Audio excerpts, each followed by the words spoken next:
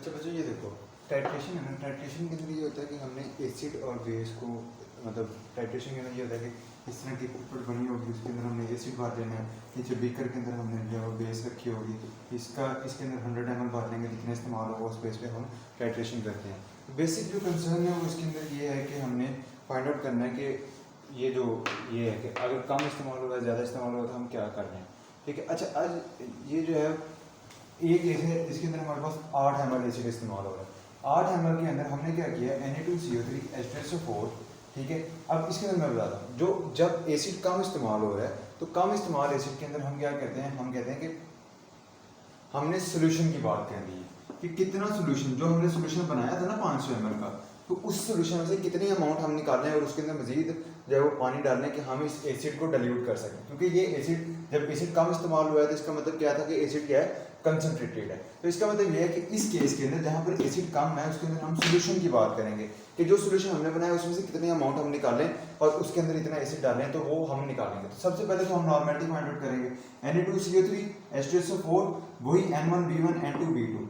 Na2CO3 हमने fix base बनाई थी, हमें पता था उसकी 0.25 नॉर्मेलिटी है, उसकी 10 जो है वो वॉल्यूम था, ये हमने डिसाइडेड था ना, बीकर के अंदर 10 वॉल्यूम हमने लिया था, 10 ml। ठीक है, N2 जो है वो हमने फाइंड आउट करनी है कि कितनी नॉर्मेलिटी का हमारा जो H2SO4 है वो 8 ml इस्तेमाल हुआ है, तो उसकी एक्चुअल नॉर्मेलिटी कितनी है। तो N2 हमने फाइंड आउट किया, वो आ गया N2 = 0.31 नॉर्मल। अच्छा, अब इसके अंदर देखने वाला सीन ये है कि 0. यहाँ पर जो N2 है ये अगले रिएक्शन में N1 बन जाएगा। यहाँ जो N2 फाइंड आउट किया है वो नीचे वाले रिएक्शन में N1 बन जाएगा।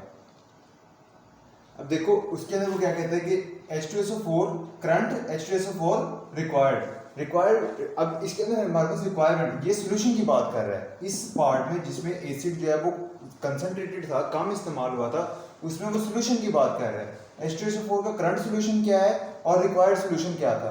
करंट सोल्यूशन जो है वो हमारी नॉर्मेलिटी के हिसाब से था, N1 0.31 थी, वॉल्यूम 1 जो था वो हमारा जो हमने जो है वो फाइंड आउट करना है कि इस वाले का हमें कितना चाहिए, जो हमारे पास इस नॉर्मेलिटी है, ये 0.31 जो नॉर्मेलिटी है, इसका कितना वॉल्यूम चाहिए, तो वो कितना आएगा, V1 हमने फाइंड आउट करना है। क्योंकि मैंने बताया कि सोल्यूशन की हमने अमाउंट निकालनी है। दूसरी तरफ हमारे पास है H2SO4 रिक्वायर्ड, इसकी दोनों चीजें हमारे पास थी, 0.25 नॉर्मल और 500 ml, ये हमने क्वेश्चन से वैल्यू निकाली। तो इधर से हमारे पास आंसर आ गया 403.22 ml। अब ये जो 403.22 ml है, बेसिकली ये वो अमाउंट है जो हमने 500 ml का हमने सोल्यूशन बनाया था H2SO4 का, उसमें से हम 403.22 ml लेंगे, उसके अंदर मजीद इतना पानी डालेंगे कि दोबारा से 500 ml बन जाए, तो इस तरह ये सोल्यूशन क्या हो जाएगा, डाइल्यूट हो जाएगा। दूसरे केस में चलते हैं। दूसरे केस के अंदर क्या है कि हमारे पास जो है वो एसिड इस्तेमाल हो गया 11 ml, यानी कि ज्यादा इस्तेमाल हो गया। इसका मतलब ये है कि एसिड वीक है, तो इसके अंदर हम एसिड की बात करेंगे कि कितना एसिड एक्चुअल में चाहिए था उस रिक्वायर्ड कंसंट्रेशन को या उस रिक्वायर्ड नॉर्मेलिटी को फाइंड आउट करने के लिए, कितना एसिड जो है एक्चुअल में, कितनी ml एसिड के एक्चुअली चाहिए थे। यहाँ सोल्यूशन की बात करें क्योंकि हमने सोल्यूशन निकालना है, इसके अंदर हमने एसिड फाइंड करना है कि अब कितना और डालें एसिड कि हमारा जो एसिड का जो सोल्यूशन है वो एक रिक्वायर्ड कंसंट्रेशन और नॉर्मेलिटी पे आ जाए, मतलब नॉर्मेलिटी उसकी आएगी, तो उस हिसाब से हम उसको देखेंगे। अच्छा, अब इसके अंदर क्या है, वही पहला तरीका सेम है, बेस और H2SO4 के हिसाब से रिक्वायर्ड जो एक्चुअल नॉर्मेलिटी है वो हमने फाइंड आउट की। अब इसके अंदर रिक्वायर्ड नॉर्मेलिटी हमारी 0.25 नॉर्मल थी, जो न्यूमेरिकल मैंने नोट्स आप लोगों को दिए हैं। ठीक है, अब 0.22 नॉर्मेलिटी का मतलब ये कि नॉर्मेलिटी कम आई है। ठीक है, अब हम क्या करेंगे उसी हिसाब से, अब यहाँ लिखा हुआ 3.36 ml, ये हमने पीछे ऊपर कैलकुलेट किया था कि कितना एसिड हमारा लगेगा, कितनी एसिड की अमाउंट हमें चाहिए इसको इस रिक्वायर्ड सोल्यूशन के लिए। तो अब इसके अंदर क्योंकि एसिड की बात कर रहे हैं तो एसिड से एसिड वाला पॉइंट इसी के अंदर आएगा, इसके अंदर नहीं आएगा। 3.36 ml एसिड हमने इस्तेमाल किया था। ठीक है, इस हमारे मुताबिक 0.25 नॉर्मेलिटी आनी चाहिए थी, लेकिन 3.36 ml एसिड इस्तेमाल करने की वजह से हमारे पास नॉर्मेलिटी आती है 0.22 नॉर्मल। तो हमें इसका मतलब यह है कि मजीद एसिड की रिक्वायरमेंट है। तो करंट और रिक्वायरमेंट। अच्छा, इसके अंदर जो इधर वाला केस था जिसके अंदर हम सोल्यूशन की बात कर रहे थे, उसमें हमें रिक्वायर्ड सोल्यूशन की तो वैल्यूज बता देना, क्योंकि उसने क्वेश्चन में बताया था कि इसका सोल्यूशन बना दे, इतने ml का, इतनी नॉर्मेलिटी का सोल्यूशन बना दे। तो सोल्यूशन की रिक्वायरमेंट हमारे पास थी।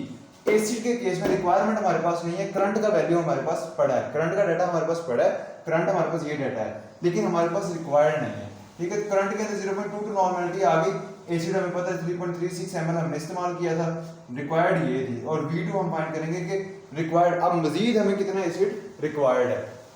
तो इस केस में हम V2 फाइंड करेंगे, इस केस में हम V1 फाइंड करेंगे, ठीक है।